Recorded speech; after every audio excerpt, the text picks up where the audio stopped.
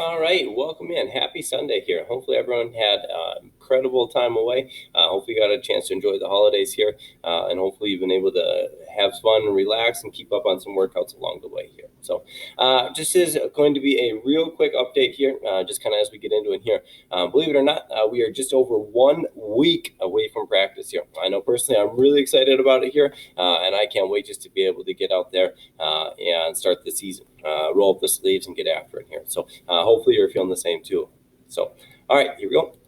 Now, a couple things here. For our first 2 weeks, we're going to divide up practice here into bigs and littles. And so we'll have our bigs, which will be our 160-pound on up, and our littles will be 152 pounds on down. This will be based on wrestler's choice to begin the competition for the start of the year. And so, tentatively speaking, we'll explain this a little later on. We're looking at competition maybe starting on the second week. And so, what weight class would you be anticipating you will start the season at? And that will be how we will make our groups. And so, you can see the different coaches that will be listed at each different session. Within the sessions, we're going to ask that you pick one partner to begin the week and to keep the same partner throughout the course of the week. And then we will ask that you pair up with another partnership. And that other partnership here will be the same thing. We'll ask that you continue to work with them throughout the week here. This would be to minimize any intermixing between groups and pods, and so that hopefully we can prevent any major concerns. So practice here. For the bigs, we'll be over at the high school, and for the littles, we'll be over at middle school west. And there'll be kind of the similar structure, 3:35, 5:35, and then as soon as that 3:35 starts, that's when we'll begin, and everything else should hopefully look relatively normal here. We're going to get after some good technique, lifting, conditioning here, and hopefully just have fun and enjoy this year for what we have and for what we're fortunate enough to be able to do. Our competition schedule will still be determined right now. There's been no official dates that have been confirmed from the state, and they're the ones that are kind of making the decision. However, our conference has released a tentative schedule based on the state and their announcement that we're awaiting on. As of now, it would look like we would begin with Minnetonka and Blaine on 114, and then Shakopee and Wayzata on 115. Right. So we're going to start out the season with a real great note, just right off the bat here. And just over nine practices before our first competition here. So just a week and a half, just over a week and a half before we begin. So be sure to keep up on your physical training and preparation during this time. And if you need to pick up a little bit as we get into this week here, I'd highly encourage you to. And the reason for this is so we can kind of hit the ground running. We can really just focus on wrestling, having fun, getting in some good technique, getting in some good live sessions here, and doing what we love to do. Registration and certifications. If you didn't get a chance to get registered yet, make sure you guys talk to your parents about getting registered through the Affinity portion. Certifications here. Our bigs will get certified on January 5th. Our littles will be certified on January 7th. And then the doctor will be here on January 7th at 6:30 p.m. And they will be at the high school. We'll have the doctor likely stationed in the health room, and they will just begin the process from there. And so we'll have a line formed up. We'll just go one at a time, just like we traditionally do. And then we'll ask the athletes have their parents sign it, and then return the form hopefully that night, and if not, the following night. These forms need to all get back. They need to be completed in order to allow you to compete, which would be, again, just over 9 practices in. So make sure that you have this process kind of circled down. So if you have any questions, again, make sure you let me know here. Again, we always ask that parents circle the same weight that the doctor does here. And it's not necessarily the lowest weight that you will wrestle. However, it's just what the high school league has us do within the process to certify the lowest healthy potential weight. Guidelines here. So this is just a quick little synopsis of the guidelines here for practice. There was an additional document that got emailed out to the families on 12/27. Essentially, the guidelines are come dressed and ready to go for practice. You won't have access to the locker room before. Bring a bag, and your bag will be kept outside of the wrestling room here in the big health room right behind the wrestling room at the high school, and then outside in the hallway at middle school west. Bring your own water bottle, clearly label that water bottle. Bring your own headgear, clearly label that headgear. We'll have headgear available for those that need it at the start of practice. Mask to be worn up until warm-ups begin. So in the room here, you'll put your water bottle in your headgear and maybe some extra clothes, whatever you need, off on the side.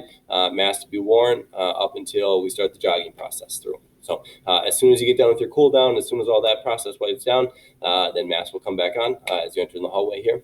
You will have access to the shower. Again, you can't leave anything at the school, so bring everything with you.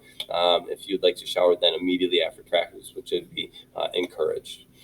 Practice with the same partner during the whole week. So we're going to ask that you and your partner stick together here in order to reduce the spread of anything that could potentially develop. Within your partnership, we'll have you pick another partnership to be working with here. So essentially be a group of 4 that you will be working with during the whole consistent week.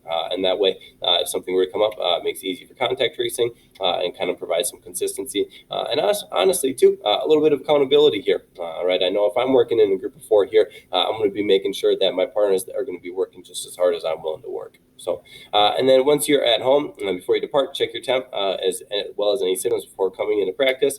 We'll do wellness and skillness checks at the beginning of practice. And then lastly here, and probably the most important one again, is just give your best effort, have fun, enjoy the process this year. I hope that by the end of this year here, everyone can walk away and say that they found incredible benefits and incredible rewards, and they truly enjoyed the season, and that they developed a hobby almost like for wrestling here, right? The types of hobbies like you're watching, maybe Instagram videos and YouTube videos, and you're playing around with different moves, and you're enjoying the sport, you're learning the sport, and you're continuing to dive into it. We all come from different areas here, but it's a lifelong growth process within the sport, and then just the experience after the sport, the skills that you will gain will transcend your life moving forward here. And so we hope that this year we can just enjoy those developments.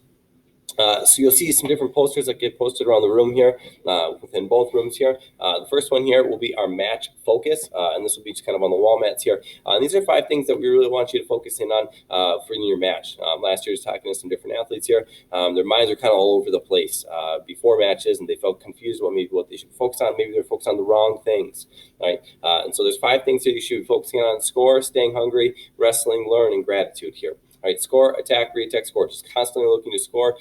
Find the biggest, flashiest moves, the most high percentage moves, whatever it is. The counterattacks, the pins, constantly looking to score. Stay hungry, always looking for more and to pin.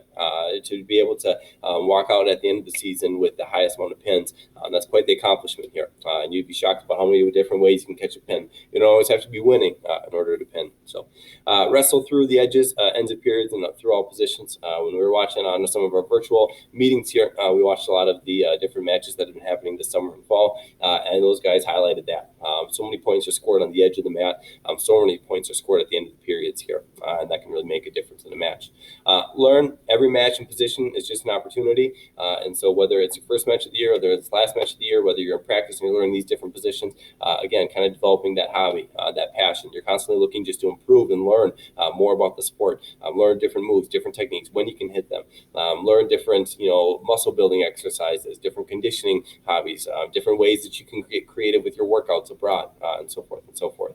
And then gratitude for your body, mind, and ability to compete. Especially this year, we hammer on this a lot, but especially for this year. Just be grateful for the opportunities that we have in order for us to be able to compete and showcase our abilities out on the mat.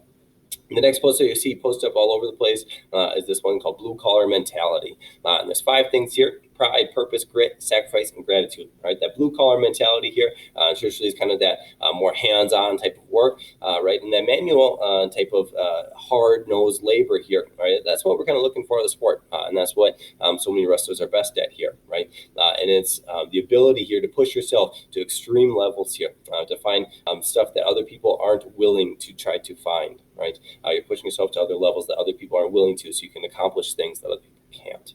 Right, and having pride in yourself, in your program, in your team, in your practice partners here, right, and everything you do. I know for me, whenever I put my name down on something here, I'm going to make sure that it's the best possible thing that I can put out there here, right, it has my name on it here, right, doing everything with a purpose, showing up to practice, showing up to life, showing up within your family, your friend relations, right, everything that it's purposeful.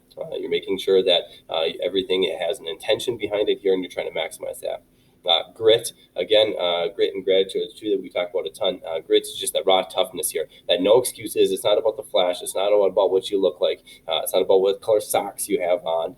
It's just getting the job done, right? It's just putting your nose down to the grindstone, being willing to put in some high volume amount of work here without complaints, without excuses, just moving and pressing forward. Maybe not always fast. It's not a sprint. Maybe it's not always, completely to your peak potential here, but you're always continually taking those steps moving forward. And then gratitude, again, just being able to have that opportunity to compete, right? And so this kind of mentality here should hopefully shape not only your practices, but also your competitions, and then hopefully as well, again, some of those life skills to provide you to become a lifelong champion moving forward. If you have any questions, make sure that you communicate with myself and Coach Eller, the head JV coach here. Don't forget our MapBoss code there. And then again, Remind 101, text 81010 at STMA to be a part of that. And then lastly here, just our goals for the day here. Again, this is the ones that were set forth early on in the season's unfinished business. Well, the business is just beginning here, right?